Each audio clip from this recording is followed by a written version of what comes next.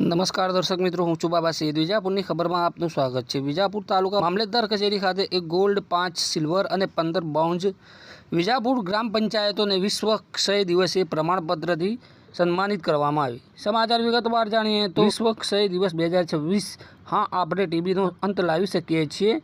વિજાપુર તાલુકામાં જનભાગીદારીથી ટીબી મુક્તિ અભિયાનને વેગ. વિશ્વ ક્ષય દિવસની ઉજવણી અંતર્ગત જિલ્લા ક્ષય કેન્દ્ર મહેસાણા અને તાલુકા હેલ્થ કચેરી વિજાપુરના સંયુક્ત ઉપક્રમે મામલતદાર કચેરી વિજાપુર ખાતે એક વિશેષ કાર્યક્રમનું આયોજન કરવામાં આવ્યું હતું. માનનીય અધિક કલેક્ટર દેવાંગ રાઠોડની અધ્યક્ષતા અને માનનીય મામલતદાર અતુલસિંહ ભાટીની હાજરીમાં તાલુકાની 21 ગ્રામ પંચાયતોને ટીબી પંચાયત તરીકે સન્માનિત કરવામાં આવી હતી, જેમાં 1 ગોલ્ડ પંચાયત, 5 સિલ્વર પંચાયત અને 15 બ્રોન્ઝ પંચાયતને પ્રમાણપત્રો એનાયત કરવામાં આવ્યા હતા. આ અવસરે નિક્ષય મિત્ર રોટરી ક્લબ વિજાપુરના પ્રમુખ તેમજ પોષણ કીટના દાતા મુકેશભાઈ ચૌધરી પામોલને પણ પ્રમાણપત્રથી સન્માનિત કરવામાં આવ્યા હતા. ટીબીના દર્દીઓને પોષણ કીટ વિતરણ કરીને તેમના સ્વાસ્થ્ય સુધારણામાં યોગદાન આપવામાં આવ્યું હતું.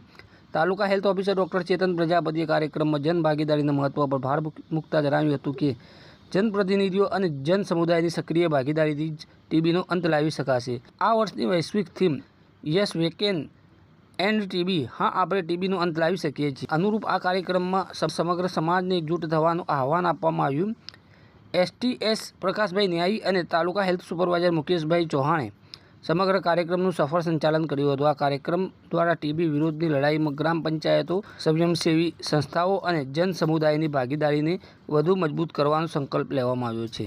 હવે સમાચાર અપડેટ લઈને અમે ફરીથી મળતા રહીશું. ત્યાં સુધી આપણી વિજાપુરની ખબર યુટ્યુબ ન્યૂઝ ચેનલને લાઇક કરો, સબસ્ક્રાઈબ કરો, કોમેન્ટ કરો. ખાસ કરીને તમારા મિત્રો અને સ્નેહીજનોને જણાવો કે વિજાપુરની ખબર ન્યૂઝ ચેનલને સબસ્ક્રાઈબ કરી આપના મોબાઈલ પર તરત જ વિજાપુરના દરેક સમાચાર, દરેક ઘટના, દરેક સમસ્યા, દરેક પ્રસંગ અમે કવરેજ કરીને આપના સુધી પહોંચાડતા રહીશું. ત્યાં સુધી અમને રજા આપો. ધન્યવાદ.